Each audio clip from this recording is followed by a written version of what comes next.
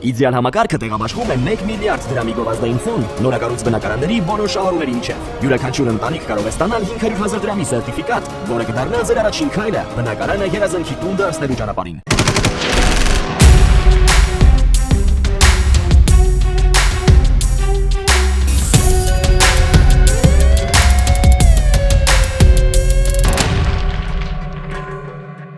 Դատարանը վերացրել է Արագածոտնի թեմի առաջնորդ Տեր Մկրտիչ եպիսկոպոս Պրոշյանի խափանման միջոց տնային կալանքը, նրա նկատմամբ կիրառվել է ստորագրություն չբացակայելու մասին նաև վարչական հսկողություն։ Արաբկիր վարչական շրջանում 1 տարեկան երեխայի նկատմամբ 2026-ի հունվարի 22-ից մինչև մարտի 10-ը ներառյալ պարբերաբար գործադրված ֆիզիկական ներգործության արդյունքում պատճառված ֆիզիկական ուժեղ ցավի, նաև մարտի 15-ին ուղղակի դիտավորությամբ ապօրինաբար կյանքի զրկելու դեպքի արդիվ հանրային քրեական հետապնդում է հարուցվել երեխայի հոր երկրորդ կնոջ նկատմամբ։ Միջնորդություն է ներկայացվել դատարան, որպես խափանման միջոց ընտրել կալանքը։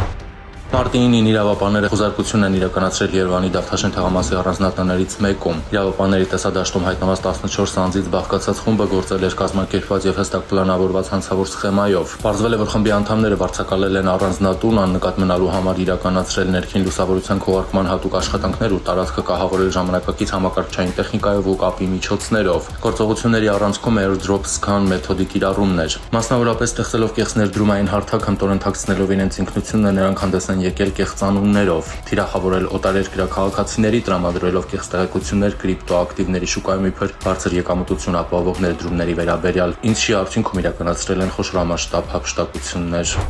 Մարտի 12-ին շտապօգնության խումբը Կիևյան փողոցի 7-րդ շենքի թիվ 27 մսուր մանկապարտեզ է ժամանել, որտեղ հայտնաբերել է տղամարդ Թուբի, մահացած է Երևանի բնակիչ 67-ամյա ՎԳՆ, ով աշխատում էր մանկապարտեզում որպես պահակ։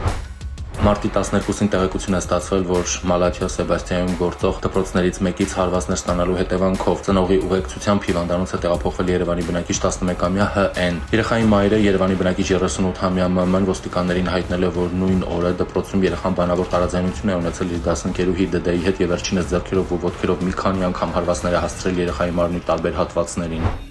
Մարտի 6-ին Կոտայքի բաժին է դիմել Աբովյանի 4-րդ միկրոշրջան թաղամասի բնակիչ 43-ամյա Ռաֆայելը եւ հայտնել, որ գիշերը անհայտ անձը կամ անձին գողացել են իրենց շենքի բակում կայանված իրեն պատկանող Mercedes մակնիշի ավտոմեքենայի կողային հայելիները։ Ահազանգել են նույն թաղամասի բնակիչ 41-ամյա Գրիշան եւս ու հայտնել, որ գիշերը գողացել են իրեն պատկանող Mercedes մակնիշի ավտոմեքենայի կողային հայելիները։ Բարեկները Երևան-Մեղրի ավտոճանապարհին անկանոն վարելու համար կանգնեցրել են Toyota մակնիշի ավտոմեքենա, Երևանի բնակիչ 50-ամյա վարորդը սթափության վիճակի զննություն չանցնելու համար փորձել է կաշառել բարեկներին, նա տեղափոխվել է բաժին։ Մարտի 13-ին տեղեկություն է ստացվել, որ արմավիրցի 41-ամյա տղամարդը առանց համապատասխան թույլտվության եւ լիցենզիայի զբաղվում է օղո եւ ծխախոտի վաճառքով։ Հայտնաբերվել է 42 շիշ կեղծողի եւ 580 տուփ ծխախոտ, նա ձերբակալվել է։ Մարտի 17-ին Վանաձոր Դիլիջան ավտոճանապարհին բախվել են 52-ամյա Ասադովի վարած Opel Zafira եւ 50-ամյա Արամի վարած Mercedes մակնիշի ավտոմեքենաները, ինչի հետևանքով վերջինը դուրս է եկել երթևեկելի գոտուց ու մխրճվել երկաթե արգելապատնեշների մեջ, 1 հոգի տեղափոխվել է հիվանդանոց։